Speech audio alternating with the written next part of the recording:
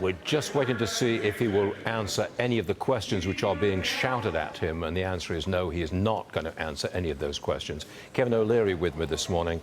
Biden's lawfare is a strategy. Judging by Trump's performance in court, before in court and after court, has that lawfare strategy failed? You know, Stuart, I'm going to take a little journey on this just for a second. It's very hard to talk about this case without getting involved in partisan politics for obvious reasons, because half the country thinks this case should never be brought. That's clear. I was in Europe last week fundraising with some of the largest pension plans and institutions in London, England, and Geneva, Switzerland. And in previous weeks, when this thing started in the Middle East, this is really bad for our American brand. Forget about Trump for a second. We took someone out of the executive office. We had a porn star talking about sex with condoms in court to an executive of an ex-president of the United States. That's what happens in Venezuela. That's what happens in it. And so I walked in these meetings, and they want to talk about porn star wars. I thought to myself, what are we doing to our brand? Why are we doing this to ourselves? I would argue we should raise the bar on former executives of the White House, regardless of what party they were in, and say, unless it's murder, we're not bringing you into court.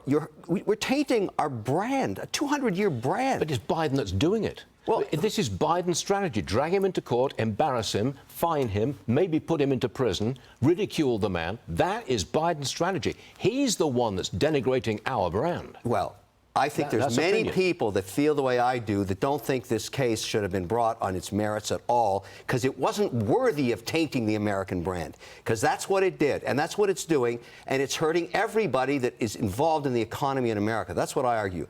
I think it's not good to do this to former executives that sat in the White House. Why would you do this to the mother egg, America? Why would you do that? Yep. So that's my argument. They do it to win the election. They think they can win the election. I don't think it's working. No, it's not working. But it is doing some damage to our brand, and that I'm just sorry to see. Come on, wait. This is an important day. TDS, Trump derangement syndrome. A lot of people do have it. Do independents have it? Can they be swayed? Speaking of brand, if you have to refer to former President Trump as convicted felon, former President Trump, does that push independents to Biden or not to vote at all? I think that's the question. The nation's polarized. Independents will determine the election. You know, I listened to you say that, and I think we've sunk right into the toilet. That's what we have. That's what we did to ourselves. That's what we did to the American brand, the economy, the best economy on earth, the country that everybody wants to move to. The reason they get caught up in barbed wires, they want to come to this country. This hurts that brand. Yeah. It's all based, I mean, Biden's strategy is based entirely on Trump hatred, Trump derangement syndrome. It's the only way they think they can win.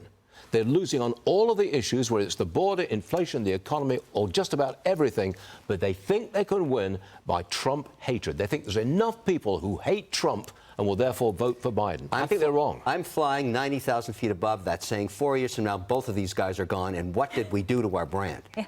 That's what I'm thinking about. Okay, I'm going to move on from this because it's a very important day, and that was a very important moment, I think.